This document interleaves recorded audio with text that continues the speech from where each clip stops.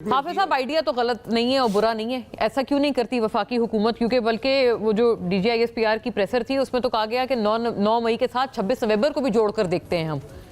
بسم اللہ الرحمن الرحیم۔ مونا، اس کے اندر دو چیزیں بڑی امپورٹنٹ ہیں، ایک ہے اس کا پولیٹیکل ایسپیکٹ اور ایک ہے اس کا لیگل ایسپیکٹ۔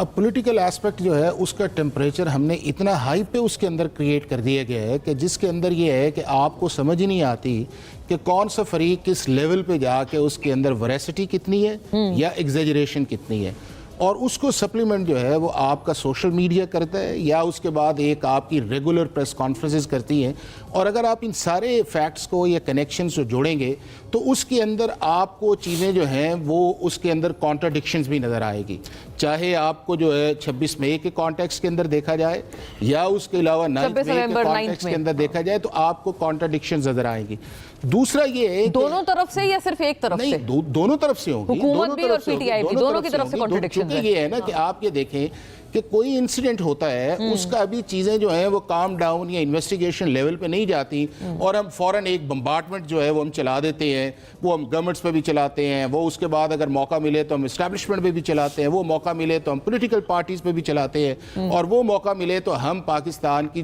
جو جوڈیشری ہے اس پہ بھی ہم چلاتے ہیں۔ یہ انوائرمنٹ جتنی دیر اس کو آپ کام ڈاؤن نہیں کریں گے یا جتنی دیر تک جو ہے، میں تو کل بھی ایک جگہ پہ تھا تو میں نے یہ کہا تھا کہ اگر آپ نے ان سیریس ٹاکس کے اندر جانا ہے یا آپ سمجھتے ہیں کہ ان ٹاکس کی وجہ سے پاکستان کے اندر پولیٹیکل یا اکنامک سٹیبلٹی آنی چاہیے، مذاکرات کی بات کر رہے ہیں، وہی ڈائیلاگ کے اندر، تو آپ کو جتنی دیر تک آپ اس پروسیس کے اندر ہیں آپ اپنے سوشل میڈیا سے اپنے آپ کو اوائڈ کریں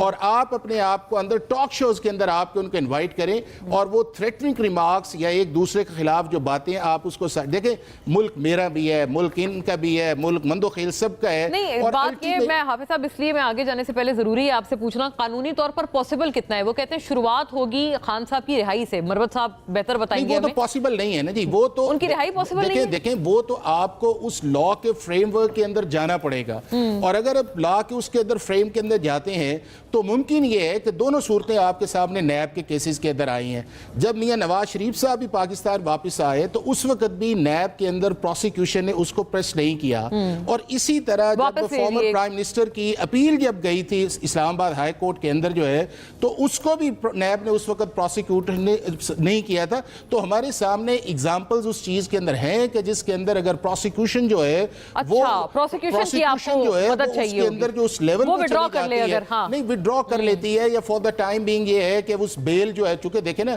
وہ تو پھر نہیں سمجھے، نہیں 3 سٹیجز ہیں، ایک آپ کی ارلی سٹیج یعنی کہ بیل سٹیج ہے، دوسری آپ کی ٹرائل، اور تیسری جو آپ کا کنکلوژن ہے۔ تو جو فرسٹ سٹیج آپ کی ہے وہ امپورٹنٹ ہے بیل میٹرز کی، لیکن امپورٹنٹ یہ ہے کہ کیا ہم اس سچویشن کی طرف جانا چاہ رہے ہیں یا نہیں جانا چاہ رہے، اور اس کے لیے آپ کو سب سے بڑا یہ ہے کہ ایک دوسرے کی پولیٹیکل ایگزسٹنس، ایک دوسرے کی سپیس اور انسٹیٹیوشنز کی رسپیکٹ جو ہے وہ بڑی امپورٹنٹ ہے۔